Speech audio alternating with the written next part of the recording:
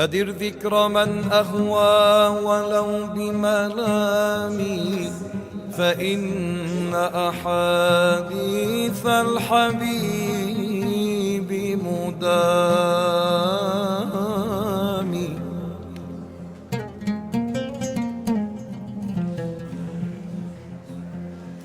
أدر ذكر من أهوى ولو بملامي، فإن أحاديث الحبيب مدامي. Bonjour chers amis, tout le monde va bien? Voilà. Après la soirée d'hier. Bon, qu'est-ce que vous avez pensé de cette soirée d'hier?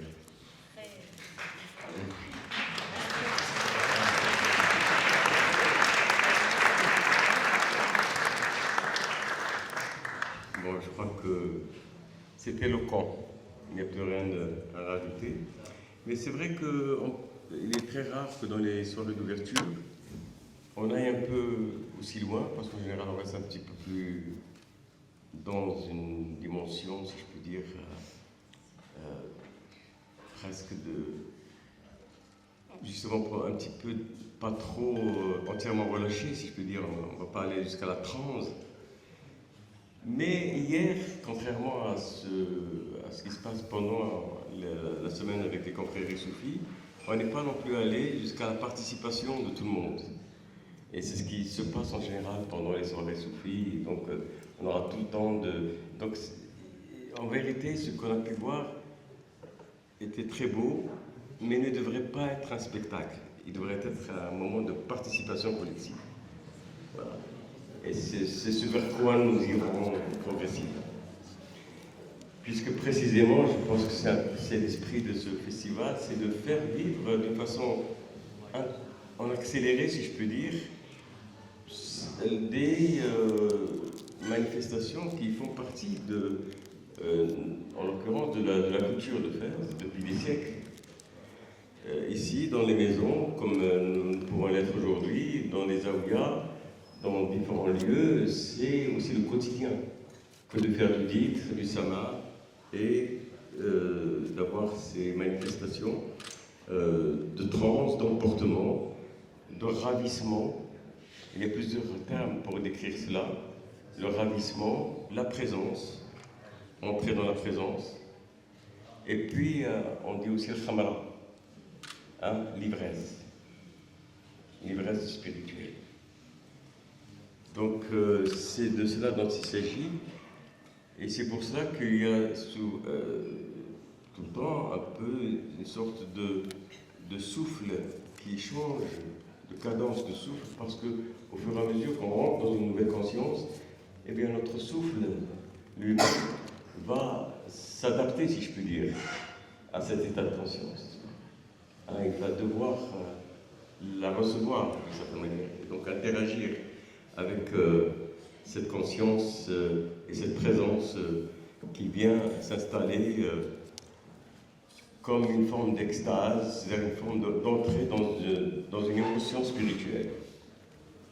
Alors mes chers amis, ce matin, je pense qu'on était prévus un peu plus nombreux, mais si certains d'entre vous étaient dans cette table ronde et se trouvaient par là, ils sont les bienvenus pour le rejoindre. Mais nous allons tout de suite commencer. Et donc la thématique, c'est la beauté qu'on pond entre visible et invisible, esthétique soufie et art sacré. Et nous avons avec nous pour en parler et pour échanger ensuite avec vous des invités dont vous connaissez certains. Michael Berry, je crois qu'après la conférence d'hier, pour ceux qui ont assisté, il n'y a pas besoin de l'introduire davantage.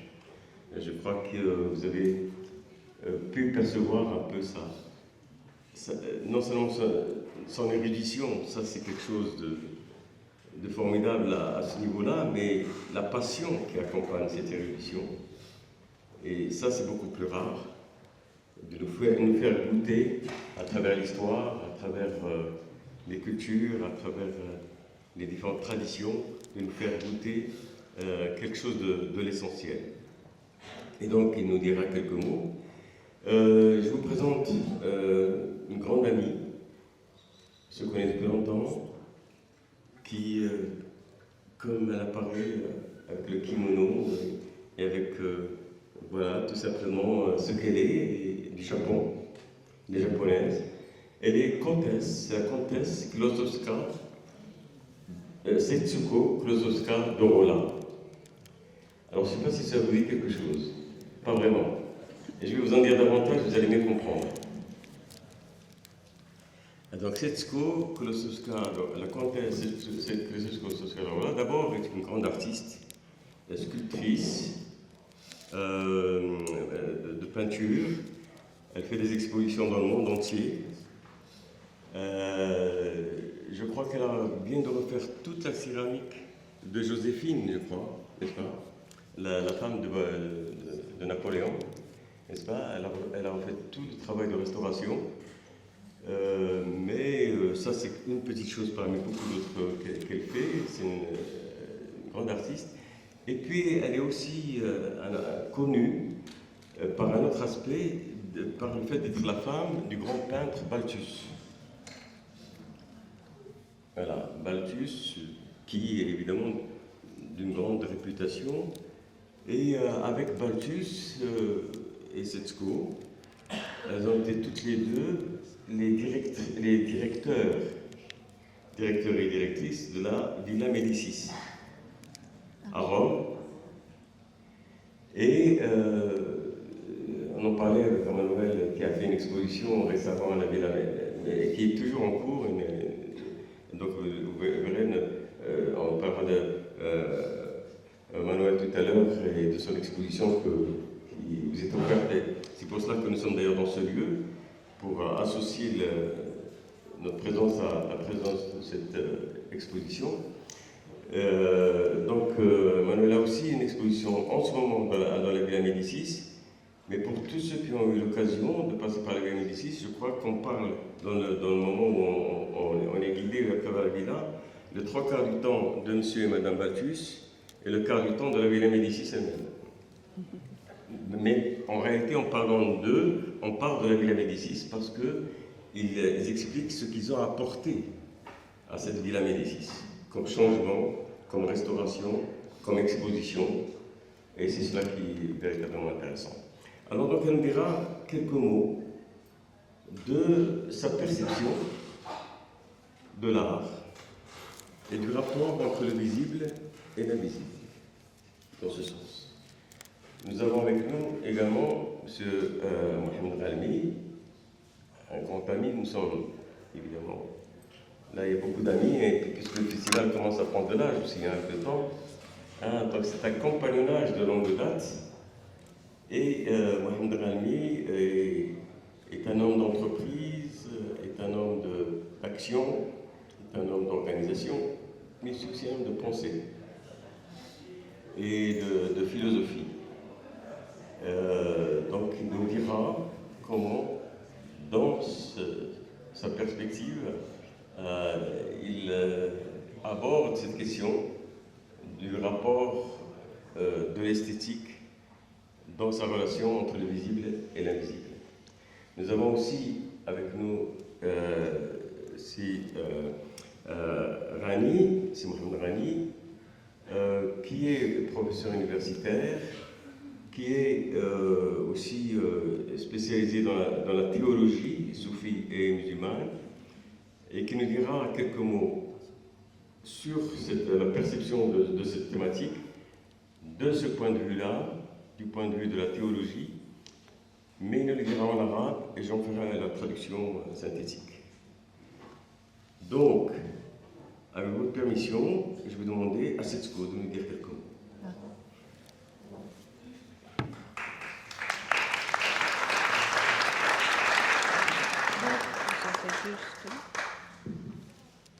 Ça marche. Juste le rapproche. Oui, bonjour tout le monde.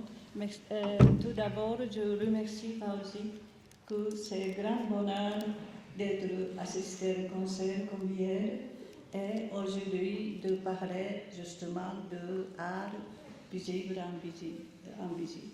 Mais quand j'entends le mot art, c'est extrêmement qui donne confusion aujourd'hui.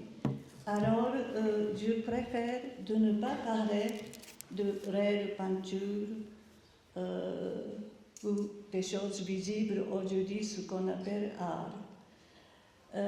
Comme japonaise, au Japon, il y a très fort art de vivre, c'est-à-dire que c'est visible et invisible, justement. Par exemple, comme cérémonie du thé, ou arrangement des fleurs, ou sumo, ou toutes les armations. Tout c'est, il y a un côté visible, très important, mais très profond, invisible valeur. Par exemple, la cérémonie du thé, moi j'ai appris quand j'étais encore à écolier, mais d'abord, il faut entrer dans la chambre de thé et premier pas, c'est la leçon de premier pas, et comment saluer. Et souvent, on était à peu près 4 ou 5 jeunes filles, et d'abord, comme on ne sait pas, on entre. Mais le maître dit, écoutez, qu'est-ce que vous pensez quand on entre dans la cérémonie du thé? Et c'est renvoyé. Et c'est-à-dire que pour entrer en espace, qu'il y a un événement, c'est très important déjà préparer son propre cœur. Alors ça prend à peu près un mois qu'on peut rentrer bien. Et après, comment saluer? Alors on salue, mais est-ce que vous êtes très pressé parce que vous mettez 2 mains ensemble? Non, si vous mettez à droite d'abord et gauche après, vous avez le temps de préparer votre cœur. Et tout, c'était un peu.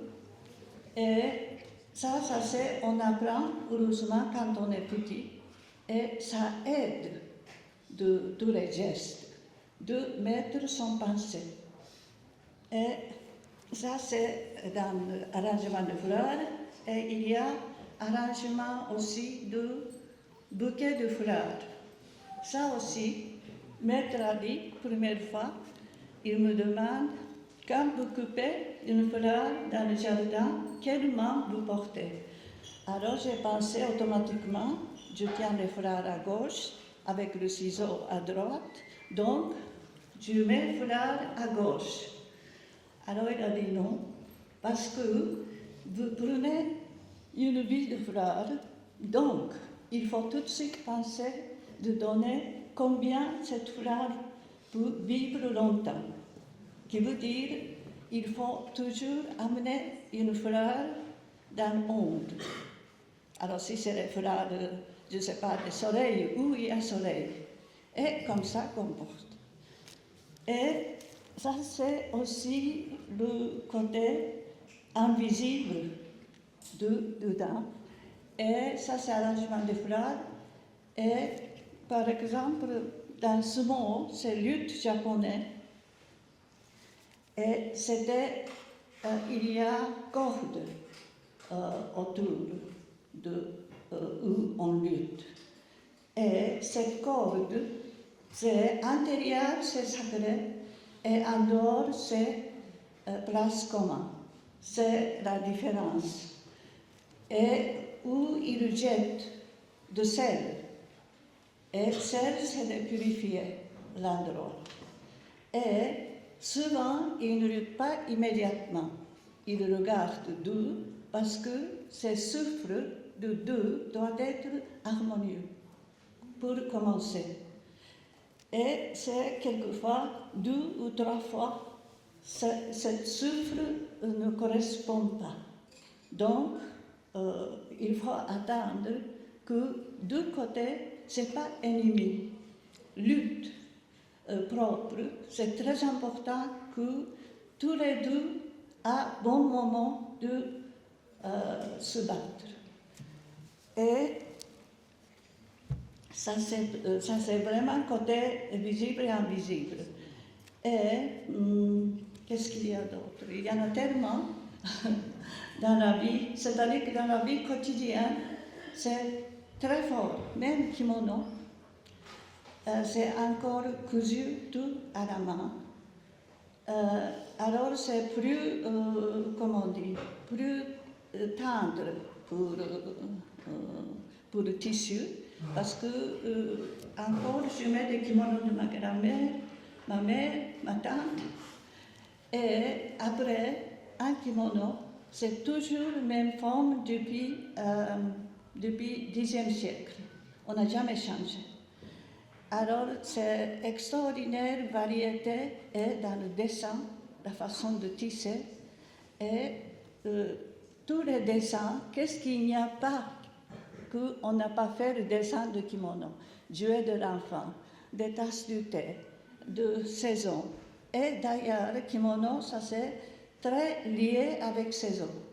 Je ne peux pas mettre le fleur seulement chrysanthème au printemps. Et cerisier, fleur de cerisier, c'est seulement moment. Et c'est-à-dire que c'est Shinto, qui est des choses très anciennes, religion japonaise, qui trouve âme dans tout, parce qu'on partage l'air, non? Mais alors, cette combinaison avec la saison pour s'habiller, il faut penser quelle saison on est. Et aussi, ça c'est une fois, j'étais il y a quelques années, cérémonie pour honorer le forêt, et il y a une prière et remerciement. Et malheureusement, je crois que c'est déjà fini aujourd'hui, mais avant la guerre, pêcheurs prenaient des poissons. Une fois dans l'année, ils laissaient les poissons avec remerciement.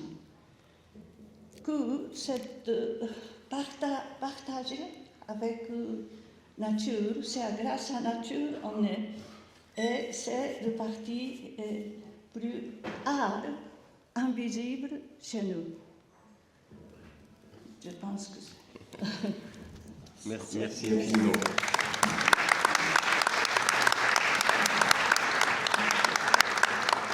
Merci infiniment. Setsuko aurait pu parler aussi de sa peinture, de ses sculptures.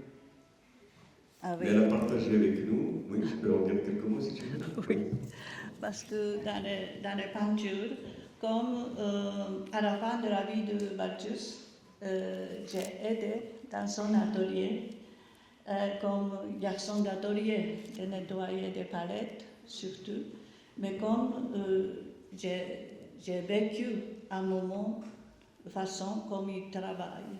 Et ce que c'était très impressionnant, c'est quand il regarde le tableau, c'est entre Balthus et tableau, il y a un fil de métal presque, que je ne peux pas passer. Il y a une invisible ligne. C'est tellement intense, tellement fort, que tout simplement, je ne peux pas couper. Même il y a des 2 mètres d'espace. Mais une fois, devant Canva, et qu'il prend des pinceaux sur palette, n'est-ce pas? Ces palettes, ça c'est l'endroit un des plus mystérieux, parce que sur palette, couleur c'est objet, de matière. Mais quand une fois on mélange la couleur et qu'on met ce canvas, ça devient jeune fille, fleur, montagne. Alors c'est le moment absolument merveilleux. Et ce moment-là, c'est contraire de regard strict, fort, mais ça devient extrêmement tendre façon, et comme s'il touche peau de bébé. Alors ça m'a beaucoup impressionné. Oui. Merci beaucoup. Moi, ce qui me frappe beaucoup, c'est l'invisible de ce que dit Setsuko, parce qu'elle ne parle pas du tout d'elle, ni de son œuvre, ni de ses sculptures, alors que c'est une artiste mondialement reconnue. Ses œuvres sont présentées dans les plus grandes expositions. Quand je lui pose la question, elle reparle de Baptus. Et de l'impression qu'elle avait quand elle était dans son atelier. Mais elle en dit beaucoup sur elle-même, par là même, n'est-ce pas? Et par rapport à l'approche qui est la sienne, évidemment. Et puis surtout, elle a aussi dit ce qui est l'objet de notre rencontre cette année, l'art, pas simplement comme production artistique, figurative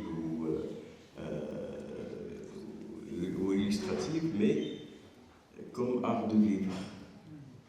Et c'est quelque chose qui est très frappant au Japon.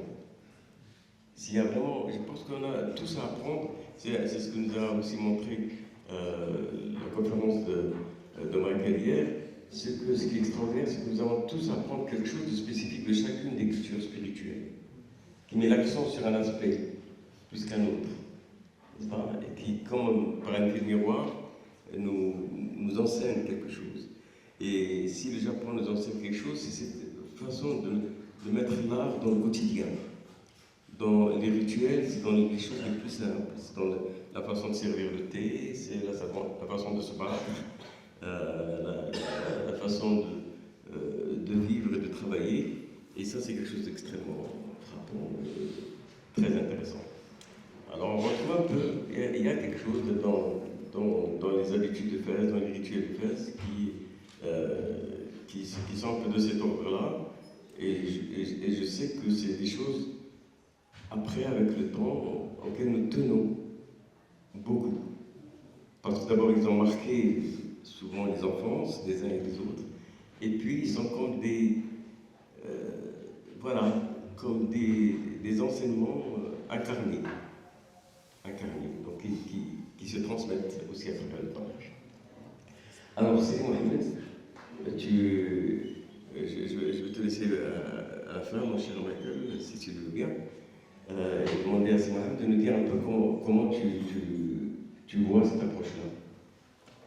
Je crois que tu veux prendre ton Merci beaucoup à toute l'organisation. Sidi Fawzi, c'est magnifique, cette très belle organisation. Et j'aimerais parler du visible et de l'invisible dans le contexte de ma profession, qui est celle d'être un analyste financier. Et puisque nous sommes à Fès, je dois parler d'Ibn Khaldoun, qui l'a appliqué dans la science économique, qui est en fait considéré comme le fondateur de la science économique, parce qu'il a été le premier à parler des grands cycles de l'histoire et justement de ce qui est visible et invisible dans l'histoire. Et il est tellement important pour les moments que nous vivons que même le président Reagan s'en est référé. Et même le prix Nobel Milton Friedman s'y est référé par la capacité d'Ibn Khaldoun à reconnaître les grandes tendances et à reconnaître ce qui est invisible et visible à la fois. Et c'est en fait un des fondements de l'économie, qui d'ailleurs n'est pas un vrai prix Nobel. Le prix Nobel est décerné par l'Académie en Norvège, mais ce prix Nobel, c'est le seul à n'être délivré que par la Banque centrale de Suède. Ce qui est déjà une indication, c'est que ce n'est pas reconnu comme étant une science dure, mais seuls les économistes ne veulent pas le reconnaître. L'économie est un art. Et dans la tradition d'Ibn Khaldoun, il a su reconnaître tous ces cycles visibles et invisibles. Il est tellement important que, Et cette notion de visible et invisible dans l'économie est tellement importante qu'elle a été reconnue dans l'un des derniers ouvrages d'un grand gestionnaire financier à Wall Street qui s'appelle Ray Dalio et qui s'y réfère. Et donc, je voulais parler de Ibn Khaldun parce que nous sommes à un moment plutôt critique de l'histoire, où même le système économique est en train de se transformer de l'intérieur. C'est la partie invisible que nous ne voyons pas dans les chiffres, dans ce qui peut nous paraître comme des événements à court terme tous les jours. Mais ce qui est en train de se passer, c'est au cours des quelques dernières années, avec les objectifs de développement durable des Nations Unies, avec les accords de Paris en 2015, il y a des choses qui se passent dans la structure même de l'économie, où cette économie est en train de perdre son modèle linéaire, où on extrayait, on produisait, on consommait, on jetait, et on jetait dans la nature, et on désacralisait notre nature avec des déchets un petit peu partout. Et en quelque sorte, le monde s'est désacralisé avec tous ces déchets que nous avons produits au cours de ces derniers siècles, mais plus précisément dans les dernières décennies. Mais ce qui se passe au cours des quelques dernières années, c'est que par la force des choses, ce système économique est en bout de course et que nous pouvons déjà voir, et ce sont des choses, je peux vous dire que ce sont des choses que nous enseignons en école de commerce et d'ingénieur. Le monde est en train de devenir circulaire au lieu d'être linéaire. Et ça, même les ingénieurs dans les écoles de commerce qui ne sont basés que sur des objectifs à court terme sont obligés de le reconnaître par la force des choses.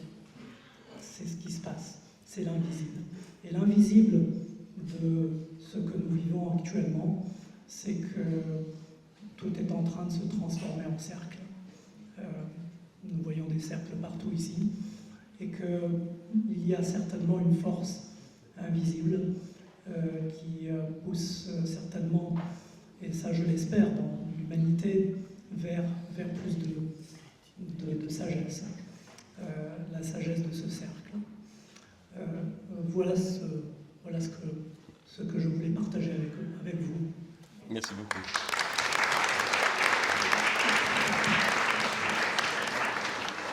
Merci beaucoup.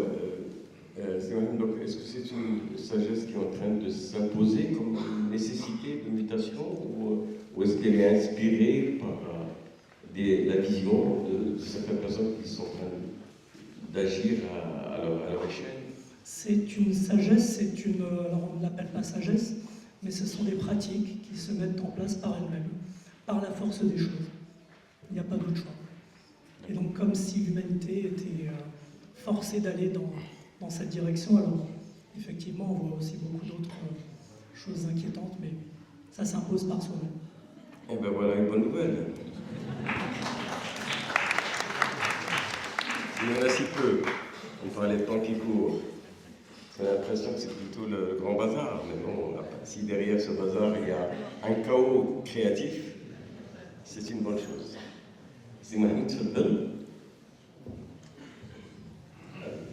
Donc j'ai présenté Mahmoud qui a un doctorat en théologie, qu'il a fait en Allemagne, donc il va faire son introduction. Après.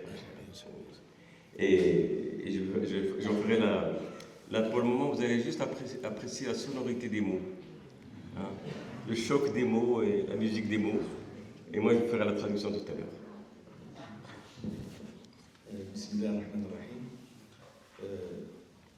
أود قبل أن أبتدئ في مداخلتي أن أبتدئ بحيث انتهينا بالأمس، حيث أود قبل كل شيء أن أشكر بكل أعماق قلبي مهندس هذا المهرجان الدكتور سيدي فوزي الصقلي الذي أتاح لنا فرصة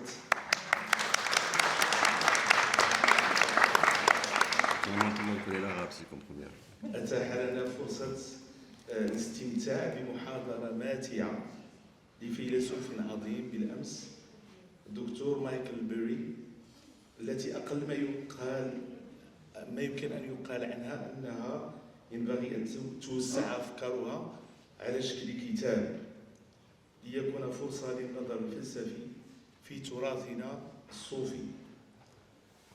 إن محاضرة مايكل بيري أثارت في ذهني مجموعة من التساؤلات التي تبقى مفتوحة للتأمل والتفكير. تلك اللوحة الفنية الرائقة للزليج البلدي التي تظهر في نفس الآن نجمة ثمانية وعين الإنسان ومرآة، أليس ذلك ما يشبه هوية الإنسان؟ هل له هوية واحدة أم ثابتة، أم أن الأمر يتعلق بتعدد الهويات؟ السؤال الثاني الذي تبادر إلى الذهن، تلك الأشكال لدى الناقد الفني هل هي موجودة في عين المدرك أم في العقل، في الشيء المدرك أم في العقل المدرك؟ وبطريقة أخرى، ألا تلعب الثقافة التي ينتمي إليها الناقد الفني دورا في تشكيل رؤيته الفنية؟ ثم أين يكمن جمال اللوحة الفنية؟ هل في دقة صنعها الزليجية أم في قدرتها اللانهائية على إثارة التأويلات؟ أم أن فيلسوفنا دكتور مايكل بيري بعمق تأويلاته هو الذي فتح بصائرنا لتعددية الرؤية، وكذلك أعطانا ريزوما أو جذمور في تشبيه لساق النبتة التي تعطي نباتات جديدة تخرج من نفس الساق، حيث أمتعنا بالأمس بريزوما أوبتيك مكنتنا من الدخول إلى اللوحة الفنية من نجمة ثم إلى عين ثم إلى مرآة فلا مركزية ولا هرمية، وإنما شبكة من المعاني المتصلة. ربما نخليك تزيد الترجمة. لا غير ثم أقول يعني عنوان المداخلة التي اخترتها: التصوف في عصر انحراف الذوق، ضرورة تغيير لون النظارة. فإذا كان الجمال هو الأصل في الخلق وإليه تعود جذور كل شيء تترامى له أعيننا في العصر الحاضر، فإن البصيرة الروحية وحدها قادرة على أن تكون القنطرة التي تصل المرئية بغير المرئي. المرئي المادة، الصوت، الصورة، غير المرئي المعنى، الروح، الذات الإلهية. لكل عصر علة، وعلة العصر الحاضر انحراف الذوق العام نتيجة التراكم الهائل للمعلومة والأحداث مع غياب القدرة التحليلية والنقدية وبعد النظر المتبصر الناتج عن خلفية نورانية الحكمة في حياة الإنسان. كلها أسباب وغيرها ساهمت في ما يمكن أن نسميه جروح أو التهابات في الذوق الفني العام. والأمثلة كثيرة التي يمكن أن تستشهد بها للتدليل على هذا الأمر، اقتصر على بعضها حتى لا أطيل. الخطوط الزخرفية الجمالية كفن للعرض دون أن يكون الفنان ناطق أصلي للغة التي يتكلم بها، يعطي جمالية ظاهرية فقط فاقدة للمعنى. أو أن المغني ذو الصوت الجميل الذي يترنم بكلمات دون أن يفهم معناها كذلك قد يجعل الأغنية سقيمة. دمية لابوبو مثلا نموذج حي لانتشار دمى صغيرة ذات عيون كبيرة أفقدت المجتمع صوابه حسب تقرير صحيفة الاندبندنت البريطانية، حيث لاقت رواجا عالميا واسعا رغم يعني صورتها، وهوسا عالميا غير عقلاني، حيث اشترى الناس بلهف استهلاكي فاق الخيال لمنتجات الشركة الصينية بوب مارت. فهل فعلا حان عصر القبح كما سمت شركة تاوباو العملاقة التجارية الإلكترونية إحدى معارضها الأخيرة لفرعها علي بابا؟ أطرح هذا التساؤل لأن مدير المعرض المذكور ذكر في تصريح صحفي أن المعرض جذب أكثر من 3000 زائر يوميا طيلة مدة المعرض. الأسباب الجذرية لتشويه الجمال والتي تجعله يجني ثمارا عكسية لما يزرعه. إن أليكسيس كارليل في كتابه الإنسان ذلك المجهول يشير إلى مسألة في غاية الأهمية، وهي سعي الإنسان المهموم وراء تطور العلم لتحسين ظروف حياته حتى دون أن يبذل نفس العناء والجهد الفكري ونفس الاستثمارات المالية لفهم حقيقته وكنهه هو. فعلا رأيه على صواب، لأن تطور أساليب الحياة دون فهم لحقيقة الإنسان هو ما يجعل الإنسان يصنع ما يدمره لاحقا كالأسلحة الفتاكة سواء كانت آلية أو كيماوية أو بيولوجية، ناهيك عما يمكن أن يسببه الذكاء الاصطناعي من المزيد من الابتكارات الخلاقة المضاعفة، لكن للأسف في نفس الاتجاه. ماذا يمكن أن يتسبب فيه الذكاء الاصطناعي في مجال تعديل الجينات العشوائي مثلا؟ أليس الأجدى بالإنسان أن يتبحر في البحث عن الحلول بتقنيات وإمكانيات أعقد، في حين أن التحدي الحقيقي أن مركز الوعي الإنساني هو نفسه؟ ألم يشير القرآن الكريم إلى ضرورة البحث في التقدم في تطوير إمكانيات الحواس؟ ألم يشير في قصة يوسف إلى ضرورة الترقي من شم الأنف إلى شم الروح، حين قص علينا تمكن نبي الله يعقوب عليه السلام من شم ريح قميص يوسف عليه السلام من بعد مكاني وزماني لا يستهان بهما؟ ألم يشير إلى أن البصيرة أعمق من البصر في فهم الأبعاد الأكثر عمقا، حين قال على بصيرة أنا ومن اتبعني؟ الترقي من المحسوس إلى اللامحسوس، من المرئي إلى اللامرئي، هو ما تقص علينا قصة يوسف عليه السلام. فالانتقال من المحسوس إلى اللامحسوس هو آلية التحول المقصودة. شم رائحة قميص يوسف لم تكن فقط علامة دالة على رؤياه، بل أيضا إلى إعادة الحياة لعيني يعقوب عليه السلام. فالروح حية وبحياتها تعيش أجساد وحيوات متعددة. وأخيرا، فهل يمكن أن ترقى أذواقنا باستغلال الإمكانات الهائلة للذكاء الاصطناعي لنرقى بسمعنا الحسي إلى سماع القلب لكل السيمفونيات الكونية التي تشير إلى تسبيح المخلوقات الوجود لخالقها؟ ألا يمكن بالتعمق في التأمل إلى رؤية الخالق في المخلوقات بمعنى رؤية السماوي في الأرض، كما قال سيدي عبد الرحمن المجدوب: الخلق نوار ونرتعت فيهم، هم الحجب الكبار والمدخل فيهم.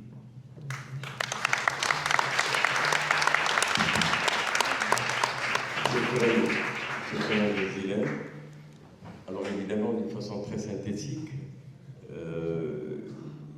un hommage a été rendu à notre cher ami Michael par rapport à la conférence qui était la sienne hier et qui se réverbère d'ailleurs dans les motifs que nous voyons ici autour de nous, où le cercle est essentiel. Hein, c'est Mohamed tout à l'heure nous parlait de cette incurvation de la ligne linéaire vers le cercle qui est nécessaire pour peut-être survivre et dépasser la crise actuelle. Et en revenant vers le passé, on revoit l'importance du cercle partout et aussi du rapport entre, dans ce cercle, la question de l'unité et de la multiplicité. Alors, on le voit partout, il y a le centre et il y a le multiple, n'est-ce pas, qui se réverbère à plusieurs niveaux possibles et en réalité de façon infinie. Et puis, il y a aussi, et ça a été l'objet de la conférence de Michael hier, c'est qu'en réalité, dans ce cercle, il y a un point focal qui devient un œil, qui devient un miroir et un œil. Et au fait, le miroir et l'œil, c'est aussi le miroir et l'œil de celui qui regarde. C'est pas? Et ce vis-à-vis, hein, entre celui qui contemple et ce qui est contemplé. Hein, d'ailleurs, dans une des poésies soufis que nous avons entendues hier, il y a Chusteri qui dit « Je suis le vin et celui qui le boit, je suis celui qui contemple et ce qui est contemplé. » En parlant de cette bascule de la dualité vers l'unité. Parce qu'à un moment, entre l'œuvre et celui qui la contemple, eh bien, il n'y a plus qu'une unité. Et c'est ce qui a été dit lorsque, par la métaphysique d'Ibn Arabi, Makan disait hier que l'âme humaine, une fois polie et devenue miroir transparent, devient l'œil par lequel Dieu se contemple lui-même. C'est-à-dire l'unité retrouvée. Il n'y a plus de dualité possible. Et donc c'est cette première partie. La deuxième partie, c'est s'interroger précisément ce que nous perdons aujourd'hui, à perdre ce symbolisme. Parce que si peut-être il y a quelque chose qui est perdu à notre époque, c'est la dimension symbolique. Alors l'intelligence artificielle fait beaucoup de choses, mais le processus de symbolisation est perdu. Et c'est pour ça que, avec cette fameuse intelligence artificielle, on perd aussi, même si elle nous donne tous les poèmes qu'on veut, tous les rimes que l'on veut, on perd l'âme de la poésie. L'âme de la poésie. Parce que l'âme de la poésie, elle ne s'opère que par un processus de symbolisation. Le symbole, qu'est-ce que c'est que le symbole? C'est ce qui relie le visible à l'invisible. C'est ça le symbole. L'art, en l'occurrence, devient symbole, il devient transparence, et devient miroir, parce qu'il relie le visible à l'invisible. Et c'est en cela, évidemment, où il prend tout son intérêt et tout son sens. C'est quelque chose qui a été aussi très bien expliqué par quelqu'un que je connais bien, je ne sais pas si tu l'avais rencontré à son époque. Moi j'ai rencontré son épouse, il était décédé juste l'année où j'étais jeune étudiant à Paris, c'est Henri Corbin. Oui, bien sûr. Tu l'as rencontré, Henri Corbin. Et Henri Corbin a écrit un bel ouvrage qui s'appelle « L'imagination créatrice dans le soufisme d'Ibn Arabi ». Un ouvrage qui reste un ouvrage vraiment de référence. Et donc il parle de ce alam al-mithal, le monde des symboles. Alam al-mithal, c'est le monde des symboles. C'est le monde des symboles, c'est celui qui relie le monde spirituel au monde corporel. Et Katia Légérien nous en parlera très très bien. D'ailleurs, je te donnerai la parole après, peut-être pour nous en dire quelques mots. Mais dans l'atelier que tu nous feras sur les mudras de l'Inde, n'est-ce pas? C'est évidemment, les mudras sont précisément le symbole de ce qui relie le visible à l'invisible. Ça, c'est extrêmement, évidemment, intéressant. Et donc, c'est cela dont il est question. Et Henri Corbin il explique bien que c'est cette dimension-là qui a été perdue, c'est-à-dire cette dimension tierce. Nous sommes dans un monde où on a la dualité, on peut parler de l'esprit, on peut parler de la matière, mais on a perdu le monde de l'imaginal, ce qu'il appelle l'imaginal, le monde du symbole, entre les deux. Et c'est cela qui est notre drame humain actuellement. C'est pour ça qu'on s'affaisse sur nous-mêmes, n'est-ce pas, en se transformant nous-mêmes en machine. Parce qu'on n'a plus cette capacité de relier, de faire un pont entre le spirituel et le corporel. D'ailleurs, ce monde à la médecine, le monde du symbole, de l'imaginal, Ibn Arabi en parle comme le lieu, le topos, le lieu où les corps se spiritualisent et où les esprits se corporalisent. C'est comme le rêve.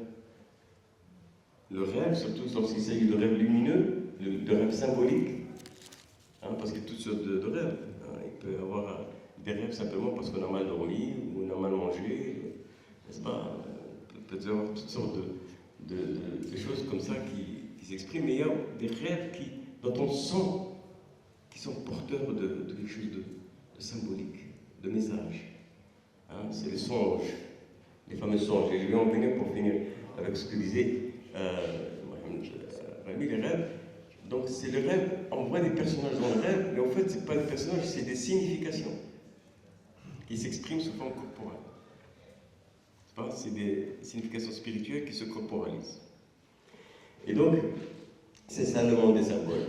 Et c'est précisément là-dessus que finit Simon Rani en parlant de la sourate Youssouf, n'est-ce pas, le chapitre Joseph du Coran, qui est un chapitre qui est entièrement, qui commence justement par le rêve, le rêve que Youssouf a reçu alors qu'il est encore tout jeune, n'est-ce pas, de ces 7 astres, 7 planètes et le soleil et la lune qui viennent se prosterner, n'est-ce pas? Et pendant toute cette sourate, ce chapitre sur Joseph, n'est-ce pas, il y a toujours cette question du visible et de l'invisible. Le rêve et sa signification. Qu'est-ce qui va se passer par la suite?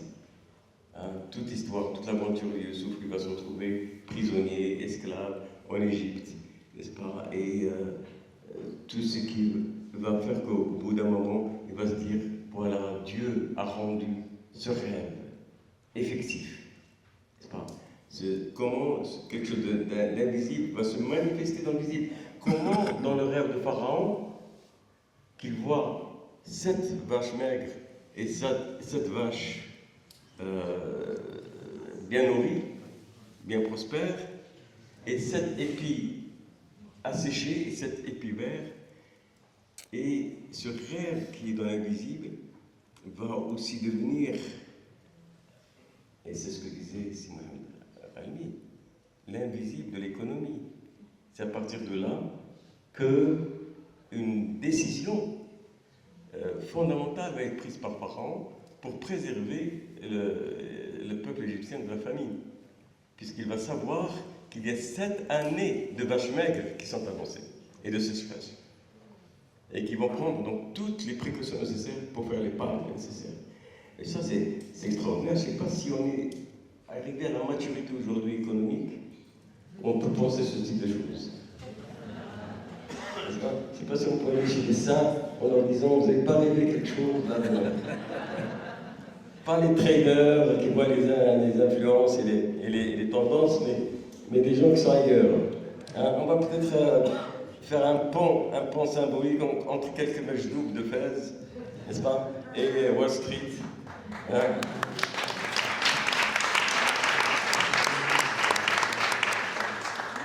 N'est-ce pas, il y a peut-être des choses à creuser.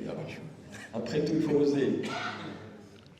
Voilà, et donc c'est ce que disait Rani en disant que dans toute cette sourate, il y a la question de la visibilité et même de l'odorat sensible et de la vision et de l'odorat spirituel. La vision spirituelle, elle est dans ce chapitre parce que très souvent, Youssouf va dire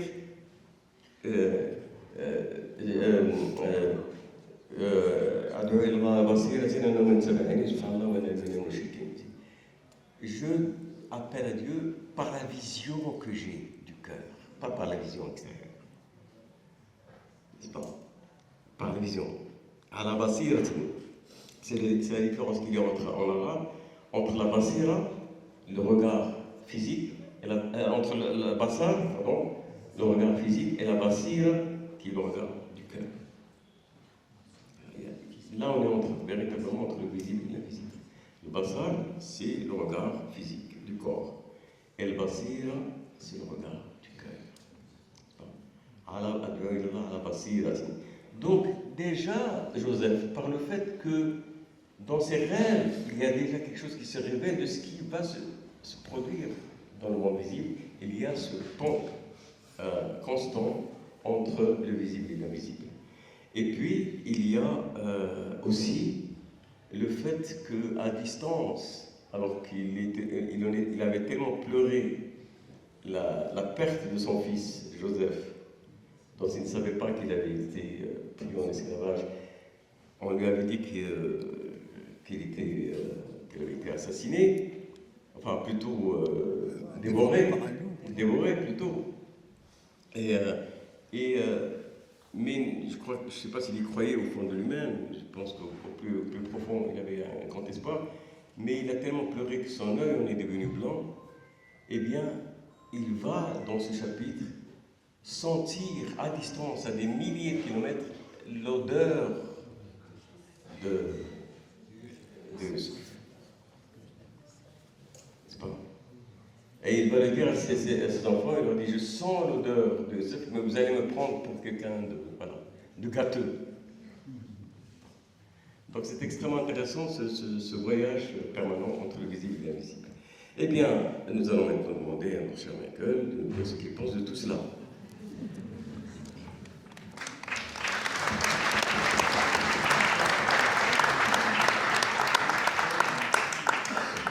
Bon, bien, je vais rebondir devant cette invitation en répondant à vous tous les quatre et en vous rendant à mon tour hommage. Et si je peux d'abord commencer par une histoire japonaise, si je l'ai bien comprise telle qu'elle m'a été transmise à Paris. Alors j'espère que je ne vais pas me tromper. Mais il semblerait, quant au rapport entre le visible et l'invisible, qu'il était une fois un pauvre artisan dans la ville de Edo, alors capitale du shogunat Tokugawa, donc vers le XVIIe ou le XVIIIe siècle, qui, sans faire attention, a bousculé un samouraï dans la rue, au marché. Et le samouraï l'a immédiatement très mal pris, a dénoncé cette offense faite à son honneur et a exigé un duel à mort. Un peu comme le point d'honneur de l'aristocratie européenne en XVIe siècle. Prétexte à duel. Alors le pauvre artisan va voir un maître d'armes célèbre dans la ville en disant « Je suis condamné à mort, je ne vais jamais pouvoir me défendre à l'épée contre un pareil maître. Qu'est-ce que vous pouvez m'apprendre ?» Et le maître d'armes lui demande « Dans combien de jours le duel ?»« Dans 2 jours. » Ah, dans ce cas, je ne peux que vous apprendre à bien mourir. Donc, je vais vous enseigner comment tirer l'épée de votre fourreau de la manière la plus artistique, la plus accomplie, la plus élégante possible. Et puis, une fois que vous aurez tiré l'épée de votre fourreau, votre adversaire vous aura coupé en 2 et ce sera terminé. Mais au moins, vous serez mort dans l'honneur et la beauté visible. Alors l'artisan apprend à tirer l'épée et il n'apprend que ça. Et le jour du duel, les 2 adversaires se font face et avant que le samouraï ait pu tirer son épée, l'artisan a tiré la sienne avec tellement de grâce, avec un athlétisme si accompli dans le domaine visible que le samouraï, terrorisé, s'enfuit. Pourquoi ? Parce qu'il s'est déjà tiré l'épée au départ avec une telle grâce. Qu'est-ce que ça doit être d'invisible derrière qui m'attend ? Est-ce que cette histoire est juste ? C'était très juste et il y a beaucoup de versions et votre version est un des plus beaux. C'est-à-dire que cette quête de beauté, c'était dans toute la cérémonie de thé, arrangement des fleurs, sumo, dans tout. Ces quêtes de beauté. Et pendant la Deuxième Guerre, il y avait un sous-marin japonais. Et il fallait battre. Mais il a envoyé des télégrammes. C'est trop beau, votre bateau. Et il s'en va. Même la guerre. Même dans la Deuxième Guerre mondiale, oui, c'est ça. Donc, déjà un premier rapport entre le visible et l'invisible, et ensuite je rebondis sur le thème du rêve. Il est vrai que pour ceux d'entre nous qui sommes des Occidentaux et qui donc avons réussi à occidentaliser l'ensemble de la façon de penser de la planète pendant un certain temps, il est vrai que lors de la révolution dite des Lumières au XVIIIe siècle, l'ancien lien que toutes les civilisations humaines ont toujours reconnu entre le rêve et un message qui nous est adressé. Un message sacré ou parfois diabolique, ça dépend du rêve, mais en tout cas qu'un rêve a toujours signifié quelque chose. Les rois des civilisations traditionnelles s'entouraient toujours de sages en mesure d'interpréter les rêves. Et ô combien cela est pertinent pour l'histoire de Joseph en Égypte, notamment, bien entendu. Interpréter un rêve a toujours été considéré comme un art des plus fondamentaux dans toutes les cultures traditionnelles jusqu'au XVIIIe siècle européen, qui, lui, opère une coupure entre le rationnel et le rêve. Et de plus en plus refoulé dans le rêve, donc vers l'insignifiant, comme si le rêve ne signifiait rien d'autre qu'une fantaisie arbitraire, tout ce que le monde rationnel voulait distancer pour fonder la civilisation sur le rationnel du jour. Et cette véritable schizophrénie qui s'est installée en civilisation occidentale a duré jusqu'à l'explosion de la guerre de 14-18 qui a révélé aux Européens les plus convaincus de leur marche inéluctable vers le progrès des abîmes de cruauté, de haine, de rancune, de rancœur qui s'amoncelaient en eux-mêmes et qui se projetaient justement en projections mythologiques nationalistes exacerbées. Et la grande école psychanalytique, Freud d'abord, Jung ensuite et leurs continuateurs, réaffirme le lien entre le rêve et la signification, que l'être humain ne peut pas repousser le rêve, mais doit au contraire considérer le rêve comme la projection la plus profonde de la psyché et à ce titre chargé de messages fondamentaux à déchiffrer. Et c'est ainsi que le dialogue entre sciences modernes, qui se voulait axé sur le visible, et les civilisations sacrées traditionnelles, a pu se réamorcer dans le déchiffrage des symboles, considérés de plus en plus comme universaux à toute l'humanité à travers la variation des différentes civilisations. Et bien ce dialogue a pu se réamorcer, et je crois que c'est un dialogue que nous tenons ici.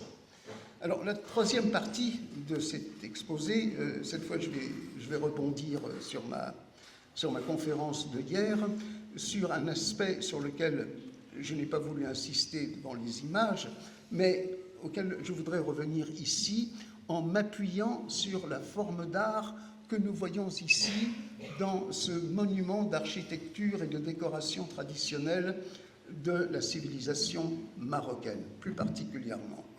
Je veux dire le rapport entre le visible, ce que nous pouvons voir, et l'invisible, ce que nous pouvons seulement concevoir. Et je rappelle que la civilisation islamique traditionnelle, telle qu'elle s'exprime dans ce bâtiment, a été une civilisation profondément platonicienne et profondément mathématicienne. Le génie islamique médiéval s'est porté sur l'interprétation de l'œuvre de Platon, répercutée à travers les traductions du grec au syriaque à l'arabe, et puis élaborée en poésie persane ou turque, et également sur l'héritage mathématique de la Grèce antique, pour concevoir cette relation que nous appellerions aujourd'hui l'équation existentielle.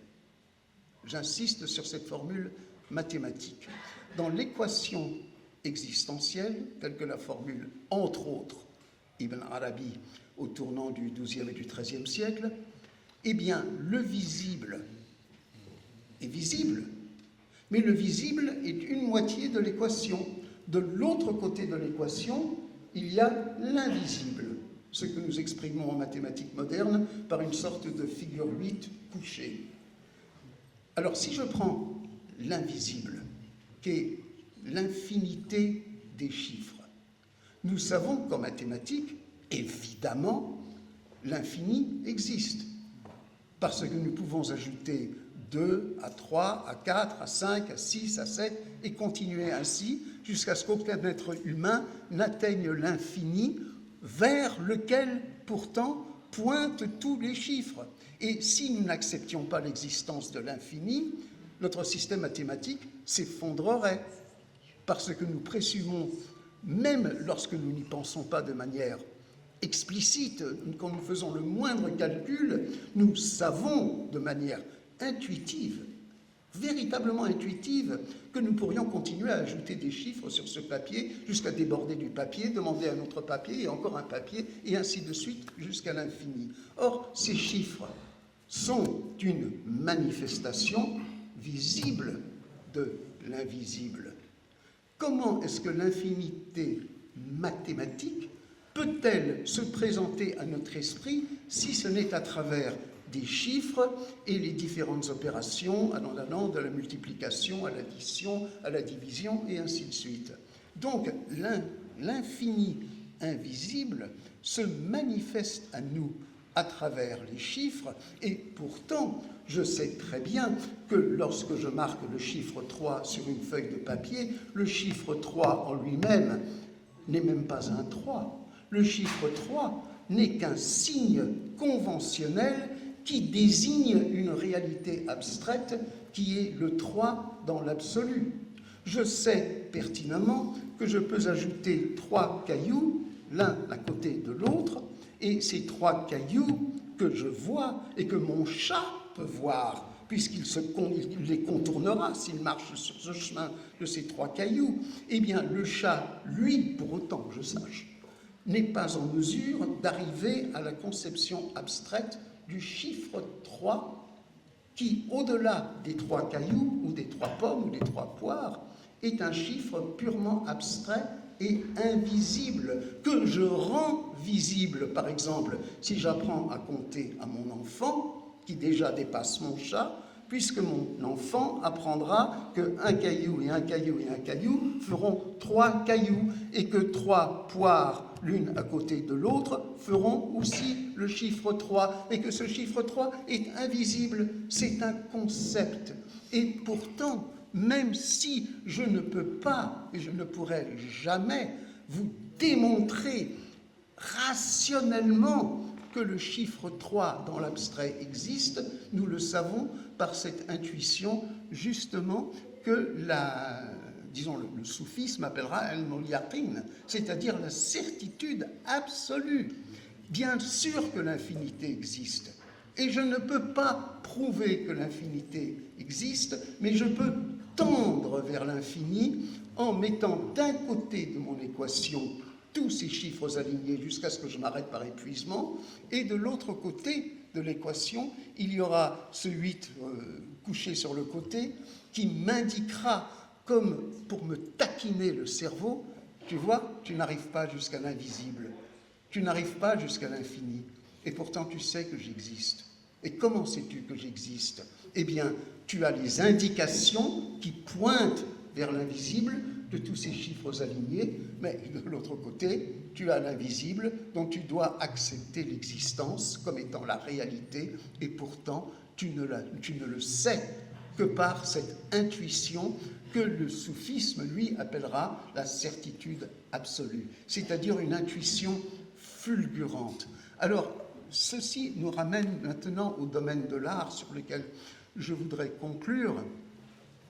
Dans les exemples que je vous ai cités hier, les peintres d'un côté et les mystiques de l'autre sont en contentieux et les peintres de leur côté figurent, selon une des miniatures iraniennes du XVIe siècle que je vous ai montrées, figure l'arbre de vie, c'est-à-dire l'infinité du cosmos à travers toutes ses branches, toutes ses feuilles, tous ses rameaux, toutes ses brindilles, toutes ses racines. Eh bien, les peintres ont pu fabriquer une vision de l'univers qui semblait extrêmement cohérente, comme les astronomes du temps de Rumi, héritiers en cela de la sagesse gréco-égyptienne, se figuraient que cette corps céleste tournait autour de la planète Terre. Et donc ceci passait pour étant la science rationnelle, observée, calculée, prouvée. Et les mystiques en face, en polissant leurs parois comme s'il s'agissait du miroir de leur cœur, offrent un défi. Nous sommes capables de refléter dans notre esprit exactement ce que vous dites, mais vous, les peintres qui avez peint ces tableaux de l'univers, vous êtes limités par le cadre même de votre paroi ou du cadrage de votre toile. Alors que nous, qui sommes miroirs, nous pouvons nous tourner de n'importe quel côté et nous pouvons refléter une infinité d'images comme peut le faire l'esprit humain. Donc il n'y a pas forcément contradiction entre ce que vous avez peint et ce que nous pouvons refléter, mais nous gagnons sur vous l'avantage de pouvoir refléter au-delà de ce que vous peignez. Et la sagesse des peintres constituera la reconnaissance. Nous peignons ce que nous pouvons, comme les mathématiciens alignent des chiffres, afin de tendre par des symboles vers l'infinité, mais reconnaissons avec modestie que nous n'y parviendrons jamais. Alors j'en viens maintenant à la décoration de cette cour magnifique, qui est vraiment caractéristique de l'art traditionnel marocain, jusque, je crois, juste dans les dernières années avant le protectorat, c'est ça? Quand ça a été construit, ceci, vers 1900 Oh, c'est possible. 1910, par là? Oui, c'est un siècle, mais c'est une continuité. Hein, oui, c'est la continuité. Alors, on peut dire que l'art marocain, à partir des Almohades, à partir du tournant du XIIe et du XIIIe siècle, se détourne de la tentation figurative qui a existé ailleurs en islam et même en Andalousie, pour se consacrer à la vision si strictement platonicienne, mathématicienne et géométrique du génie islamique. C'est une des tendances et elle s'est particulièrement exprimée ici. Et quand nous voyons la multiplication de ces symboles géométriques, comme le cercle qu'a évoqué Fawzi, qui nous évoque le miroir, qui nous évoque un éclat solaire créateur, qui nous évoque en son centre un œil, il est évident que l'artiste qui a tracé ces cercles avec un compas se réfère au cercle abstrait géométrique qui, lui, est absolument invisible. En effet, l'artisan qui construit les 4 roues d'une charrette de manière équilibrée doit mesurer ces roues de façon à ce qu'elles s'équilibrent et que le chariot ne se renverse pas. Donc il fera des roues d'une certaine grandeur. L'artisan qui, au contraire, conçoit la décoration d'une salle comme celle-ci ou d'une cour comme celle-ci, concevra ces cercles de dimensions différentes.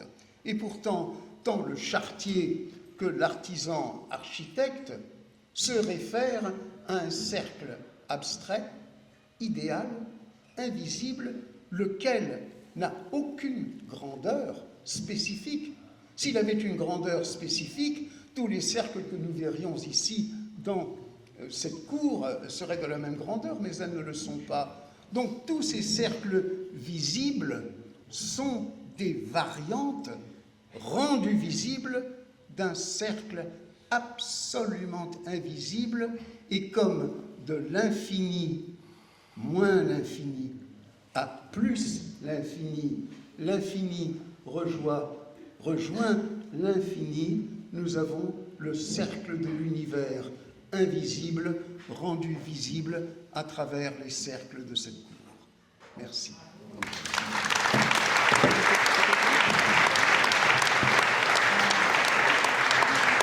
Merci beaucoup.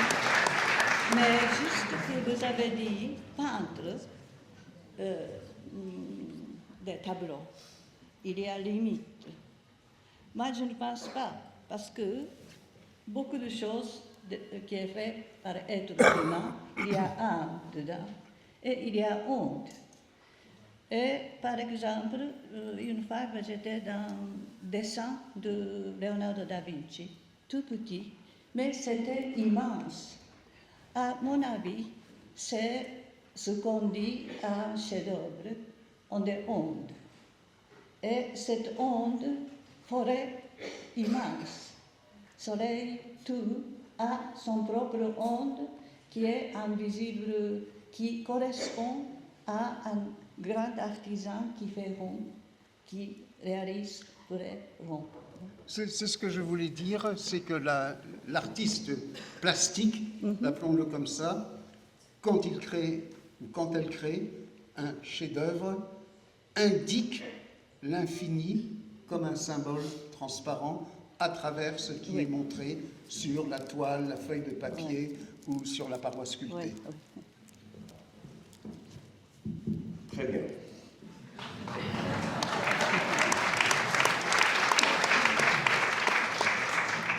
Mes chers amis, vous avez la parole, si vous voulez bien la prendre. Et si on peut faire circuler un ou deux micros, s'il vous plaît. Alors, je vous demanderai simplement de ne pas être long, si vous voulez bien, d'être assez précis dans les questions. Monsieur demande la parole tout à l'heure. Si on peut donner à madame et puis ensuite à monsieur, s'il vous plaît. Et on va vous apporter un micro,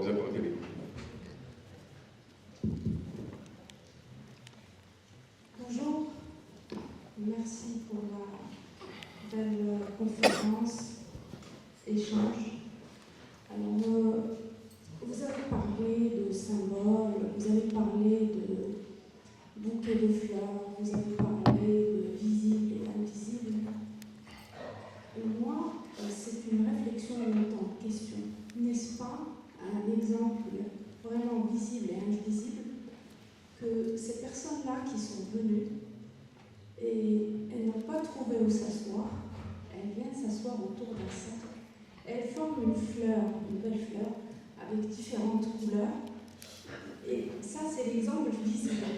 Mais l'exemple invisible, c'est comme si le bon Dieu a voulu prouver tout ce que vous avez dit. Et je vais plus loin dans ma réflexion, et le miroir œil miroir, pour moi, c'est l'eau qui est au centre, et on est formé de presque de 80% d'eau, donc c'est l'unicité, c'est un échange entre nous. Merci. On va prendre, il y a une question de monsieur, s'il vous plaît, par là, s'il vous plaît. Monsieur.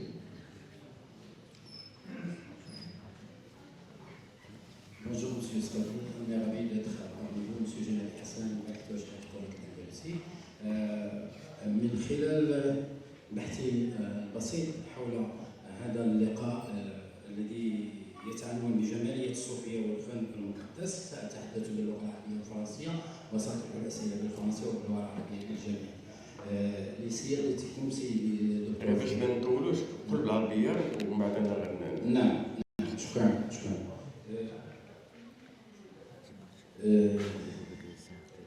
من خلال العنوان جمالية الصوفية والفن المقدس، سؤالي لك الدكتور فوزي السقطي، كيف يتعامل كل من ابن العربي وجلال الدين الرومي مع فكرة الجمال في مؤلفتهما؟ وسؤالي للسيد إيريك، هل ترى أن الفن يمكن أن يكون شكلا من أشكال الذكر الصامت كما ورد في بعض النصوص من خلالكم؟ شكرا. شكرا جزيلا على السؤال ديالك. la question, et on va donner aussi le micro ici, la question, est-ce que l'art peut constituer une forme d'incantation ou d'invocation? Et d'ailleurs, c'est quelque chose que j'ai oublié de traduire tout à l'heure de Simon Rani, qui disait que, est-ce que, quand on passe du visible à l'invisible, est-ce qu'on peut atteindre cette vision du cœur par laquelle on commence à voir la manifestation comme une symphonie et tout ce qui se manifeste en elle comme des formes de louanges, comme on parle le Coran lorsqu'il parle des oiseaux et il dit que les oiseaux font la louange de Dieu par la façon dont ils volent en rangée. Et puis ailleurs, il dit il nie de choses, toujours en parlant des oiseaux, il nie de choses qui ne fassent sa louange, mais vous ne comprenez pas leur louange. Donc c'est un peu ce va-et-vient, et c'est cette question qui a été posée à l'instant. Je pense qu'on peut encore prendre Hakima, si on pouvait avoir le micro ici. Oui, il y a une autre dame. Hakima, un micro ici, s'il vous plaît. Ah oui, monsieur, non, excusez-moi, vous avez donné la parole, je suis désolé. Allez-y.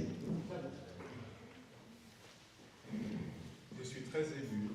Je voudrais vous remercier, madame, vous remercier, messieurs, en mon nom personnel, mais aussi au nom de mes collègues marocaines et françaises qui sont ici avec moi. Nous sommes psychothérapeutes, post-freudiens, humanistes, et tout ce que vous nous avez raconté est une leçon de psychothérapie. Notre travail comme psychothérapeute, c'est de développer l'art de la présence, l'art de développer la conscience, l'art d'ouvrir la perception et les cinq sens, l'art d'accompagner nos patients et nous-mêmes pour que la spiritualisation du corps puisse se faire et la corporéisation de l'esprit puisse se faire. Et l'art visible de l'invisible par la conscience élargie et par les rêves. Merci beaucoup. Merci beaucoup.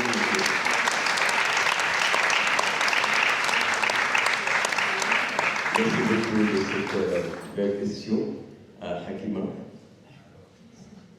Je crois que nous avons des conférences très belles de l'autre côté, n'est-ce pas? On entend toutes ces interventions qui sont elles-mêmes finalement des inspirations fulgurantes.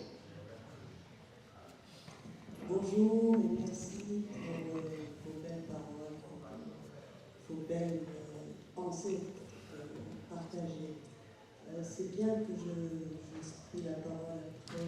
psychothérapeute, parce que moi, en tant que psychanalyste, je m'interroge actuellement, je réfléchis sur la possession par les djinns et la création artistique. Et c'est un petit peu proche de la spiritualité, comme ça peut s'en éloigner, parce que cette vision du cœur de laquelle vous parlez quand vous parlez de l'art et de la création, pour moi, autant la possession que la création artistique est une réponse à une douleur, à une souffrance psychique. Voilà, c'est une question que je vous pose d'un point de vue d'ailleurs que du soufisme. Merci.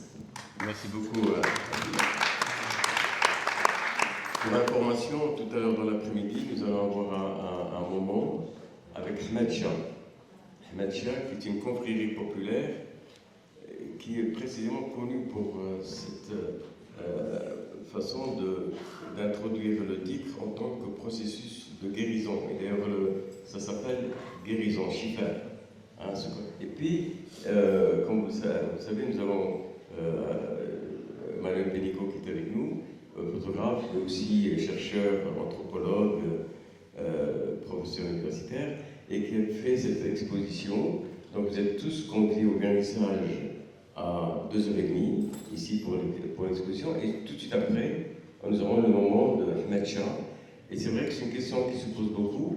Je ne sais pas une personne n'est pas là ce matin. Ah oui, mais nous avons aussi évidemment Olivier Rallet, si tu veux Olivier, juste bouger comme... Tu n'as même pas besoin de bouger, tu es tellement grand qu'on te voit. Voilà, Olivier Rallet qui est un des grands spécialistes mondiaux, si je peux me permettre ce terme, mais c'est vrai, d'Ahmed Shah. Il a écrit un grand nombre d'articles, des ouvrages très très documentés et avec beaucoup de subtilité dans l'analyse et dans la documentation et dans l'interprétation. Et donc, on est heureux que tu sois avec nous pour ce moment-là aussi. Et donc, je vais donner la parole à Mme Zineb, mais évidemment, ce que je voulais dire, c'est que nous avions avec nous Sylvie Kadi, qui n'est pas là ce matin, mais on a une table ronde samedi qui est dédiée, et c'est fait exprès pour qu'on commence à explorer ce type d'aspect, à la psychosomatique relationnelle. Et Samia Ali a été à Paris l'un des refondateurs de la psychosomatique relationnelle, mais Samia Ali est aussi très inspiré du soufisme et de la poésie soufie. D'ailleurs, il est calligraphe aussi et artiste, il a fait plusieurs œuvres de calligraphie sur le soufisme. Et donc, c'est un peu cet aspect-là qui serait intéressant d'explorer petit à petit, notamment avec les profils dont on vient d'avoir un retour à l'instant par vos remarques. Et donc, c'est quelque chose à continuer à explorer. Zineb?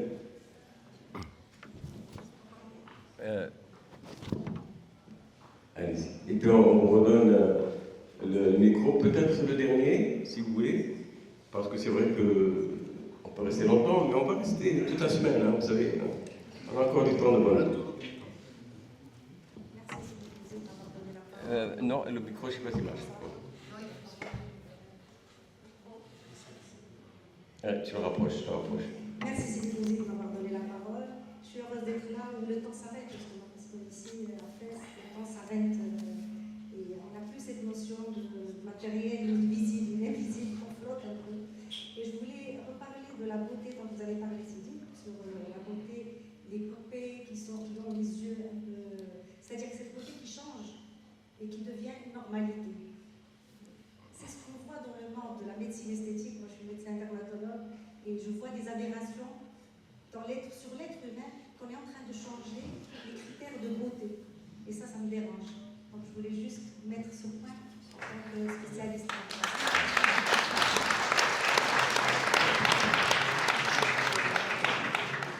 C'est aussi une forme de résistance, de résilience contre le formatage de la notion plastique et réductrice de la beauté, effectivement. Bien, alors mes amis, un peu cher ami,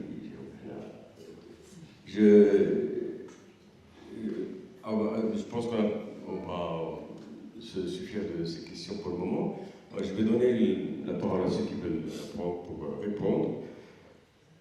Vous avez bien compris qu'on ne va pas répondre spécifiquement, mais enfin, de ce qui ressort, globalement, des questions des uns et des autres, parce que les questions, parfois, très souvent et presque toujours, se suffisent à elles-mêmes. Elles ouvrent des portes, et c'est l'essentiel. Mon cher, tu veux dire quelque chose? C'est un Rennes, c'est ça? Voilà, Oui, d'accord.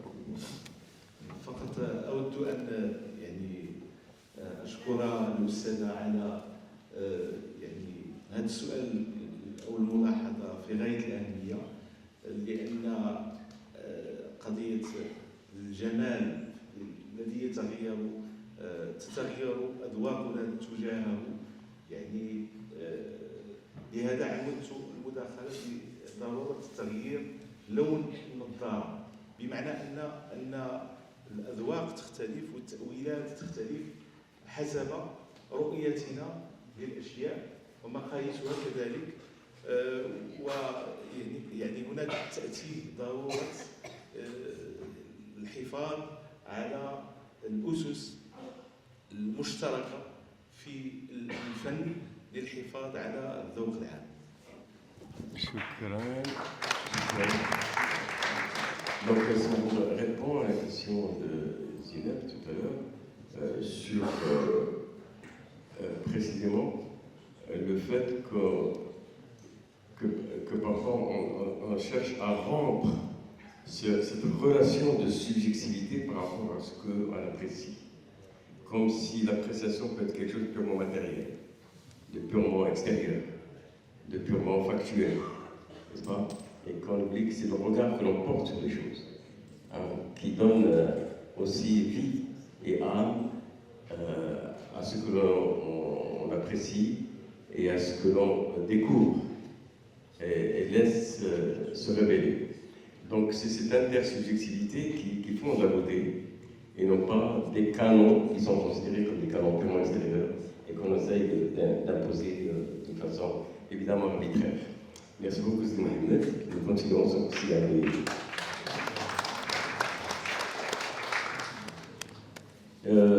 C'est une poésie bien connue qui chantait encore. Il faudrait peut-être, on va essayer peut-être avant que la situation y arrive, à traduire quelques-unes des poésies que l'on chante dans les soirées et à les mettre sur les sites. Le site comme ça, vous allez voir un petit peu les traductions, parce qu'on retrouve évidemment toutes ces notions dont on va parler maintenant. Et Majnoun Leïla, le fou de Leïla, est celui qui aime tellement Leïla qu'il en a perdu la raison et qu'on a surnommé Majnoun, le fou de Leïla. Et quelqu'un est venu le trouver et lui a dit, lui s'appelle Kaïs, et lui a dit, Kaïs, mais tu es là toute la journée à faire des poésies invraisemblables, à chanter, et j'ai perdu la raison par l'amour de Leïla, je suis comme quelqu'un qui erre dans les rues ou que les enfants jettent des pierres, et ainsi de suite, mais tu finis par agacer tout le monde, elle n'est pas si belle que ça, Leïla, on l'a vu, hein, c'est pas exagéré non plus, hein, c'est pas non plus le plus grand canon qu'on puisse trouver, n'est-ce pas? Mais il a dit, mais ma pauvre amie, tu n'as rien compris. Il a dit, pourquoi? Il dit, toi non plus, tu n'as pas les yeux de presse.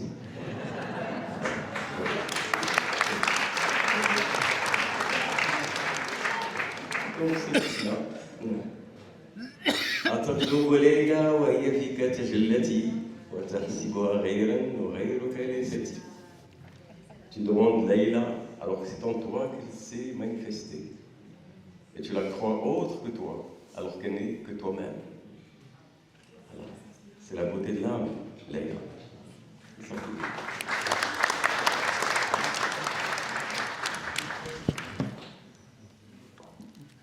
Je voulais encore une fois rebondir sur le lien entre le besoin de figurer la beauté à travers des symboles et la prégnance de la psychanalyse et de la psychologie dans notre civilisation actuelle. Je crois que nous pouvons tous tomber d'accord que le besoin de s'exprimer à travers des symboles de beauté semble être absolument inhérent à la condition humaine. C'est pourquoi le comparatisme rigoureux et scientifique entre les civilisations sert par-dessus tout à prononcer ce qui semble être bien une loi universelle.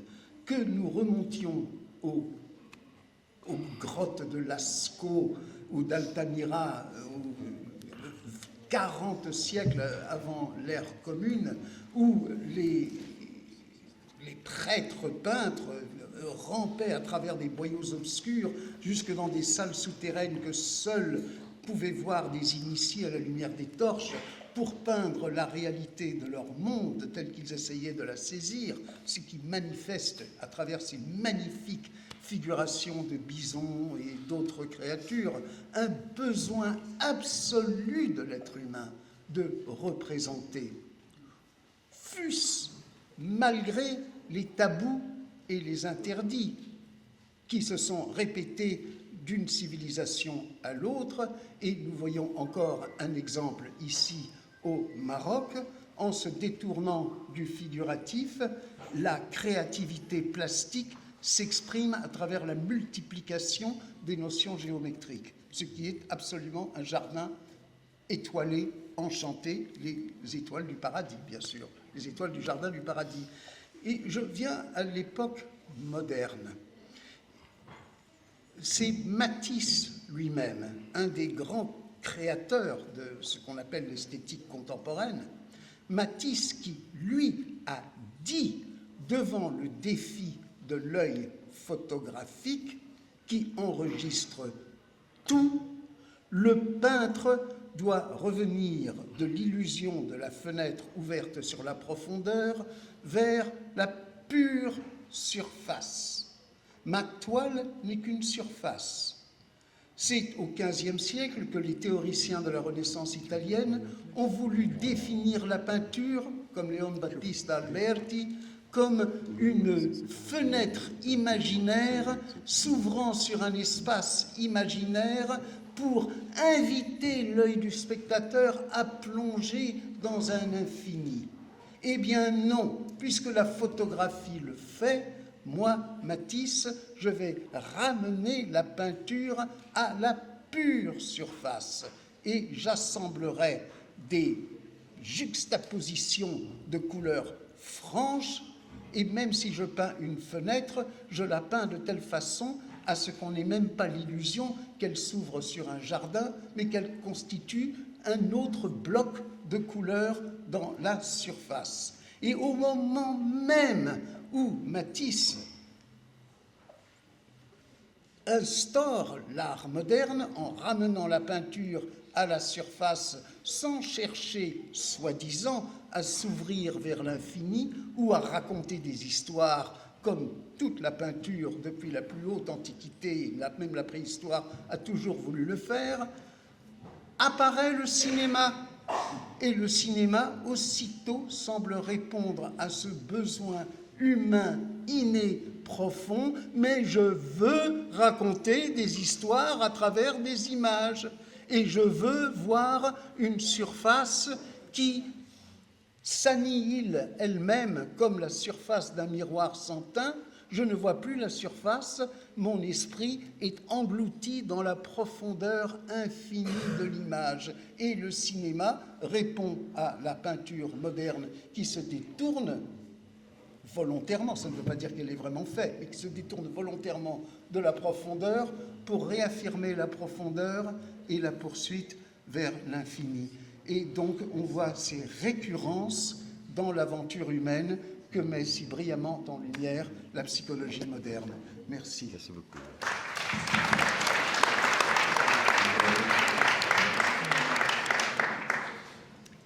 Oui, je voulais merci beaucoup, et ça m'a fait aussi penser au rôle que nous donnons à la technologie aussi, aux intelligences artificielles et à cette tendance. Alors tout à l'heure j'avais eu tendance à terminer sur une note positive, mais en même temps je voulais donner un avertissement aussi personnellement avec les intelligences artificielles qui sont présentées comme de grandes avancées, mais qui en même temps sont en train de nous ôter cette capacité créatrice humaine.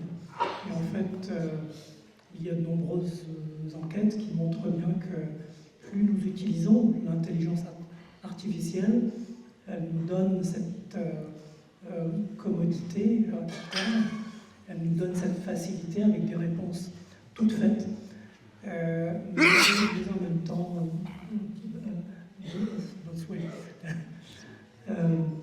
elle nous donne aussi cette capacité à avoir des réponses faites, toutes faites, mais en même temps,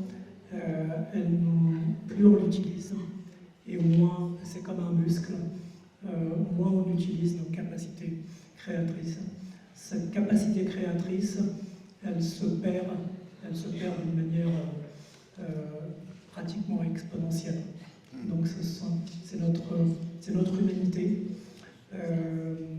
Et quand je donne des cours, c'est devenu très difficile de donner des cours avec l'intelligence artificielle parce que vous avez tout le monde avec son ordinateur et ChatGPT. Et donc on est là, on donne un cours, mais en fait, c'est ChatGPT qui est toujours là. Donc, il y a en ce moment comme une dépossession de nos capacités créatrices et qui sont humaines. Oui, je voulais simplement dire que j'interdis maintenant à mes étudiants de me soumettre des devoirs écrits. Je ne fais plus que des interrogations orales parce que je veux être sûr qu'ils savent de quoi ils vont parler.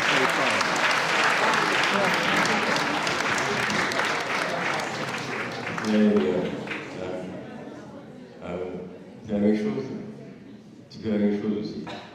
Mais je pense que les exercices de Mudra, tu veux dire un mot alors, donc Katia Lejre, mon achaya, qui va nous faire cette présentation sur le Bharatanatyam, cette danse magnifique de l'Inde et de l'hindouisme. Et on va peut-être conclure. Vous voulez dire quelque chose aussi, non? Pas spécialement. Donc on va conclure avec les paroles de Katia Lejre, que nous retrouverons dans l'atelier de mardi. Merci Fauzi, merci à tous de nous avoir inspirés pendant ce temps, ce matin de présence. En fait, j'aimerais dire que je suis universitaire autant qu'artiste et j'ai la même décision que j'ai prise l'année dernière d'interdire les devoirs écrits.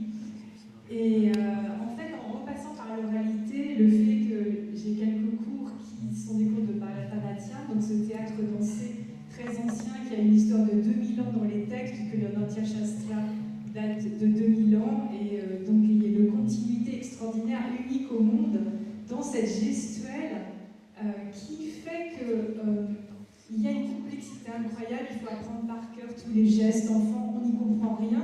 Je ne les ai pas appris enfant mais adolescente et je n'y comprenais rien. Donc c'est un défi pour une chercheuse et une universitaire de ne rien comprendre. Et au fond, de revenir à cet état d'ignorance, cet état d'enfance, permet en fait cette ouverture du cœur. Et que des étudiants ne viennent plus pour être savants dans la tête, mais tout à coup comprendre qu'il y a une langue du cœur qui passe par un langage gestuel.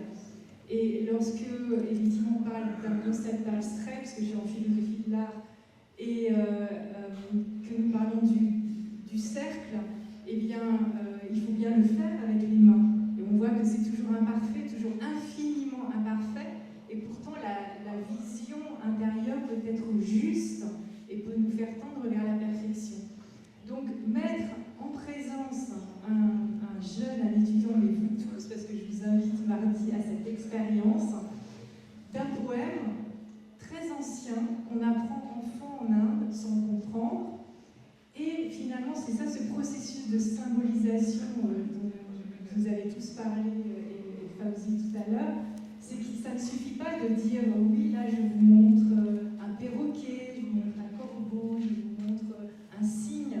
C'est savant cela, mais ce n'est pas incarné.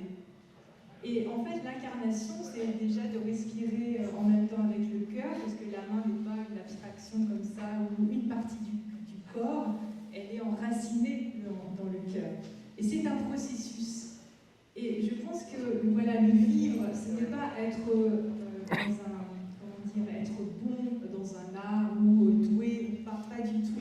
C'est incorporer des idées abstraites extrêmement complexes pour éprouver qu'il est possible d'être créatif en touchant ce langage du cœur. Et ce n'est pas rien que de ressentir à la fois la création du créateur et le fait d'être créatif aussi dans ce processus de symbolisation infinie. Merci beaucoup.